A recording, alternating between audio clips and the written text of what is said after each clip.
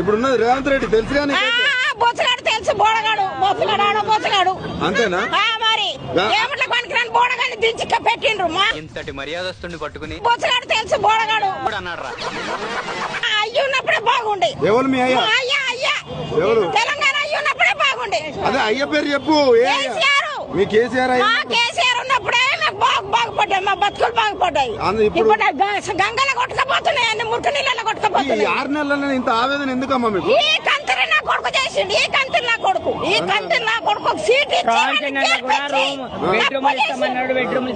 తప్పు చేసిండ్రు. నేను గెలిపించి తప్పు చేసిండు. మా మహిళలే కదా అన్ని ఫ్రీ ఇస్తాను అంటారు. ఇస్తున్నాడు బాడకా ఇచ్చాడు. ఏ బాడకా ఇస్తున్నాడు? రమ్మను. ఇస్తాడా? ఎవడిస్తున్నాడు? గ్యాస్ ఫ్రీగా వస్తలేదా 500కు? రమ్మని ఇక్కడ ఏ బాడకా గ్యాస్ ఇచ్చిన బాడకా నేను హ్యాండిక్యాప్, నేను ఇంతవరకు పెన్షన్ లేదు. వాడు మొగోడాడు, మొగోడాడు. రమ్మను మాట్లాడదా? డైరెక్ట్ సీఎం చెప్పాలంటే రమ్మను. ఏం చెప్తావు? రమ్మను, మా ఇండ్ల కాడికి రమ్మను. అన్ని ప్రూఫ్లు ఇచ్చినాం కదా, మొన్న నువ్వు ఇస్తే ఫామ్లు అన్ని ఫిల్అప్ చేసి ఇచ్చినాం కదా, మా ఇంటికి ఆధార్ కార్డులు సహా. నీకు ధైర్యం ఉంటే మా ఇండ్ల కాడికి వచ్చాడు, ఆధార్ కార్డు తీసుకుని వచ్చాడు, మేము చెప్తాను సమాధానం. అంతేనా? రమ్మను.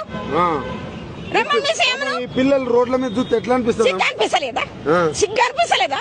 సిగ్గు చీరాలి ఏం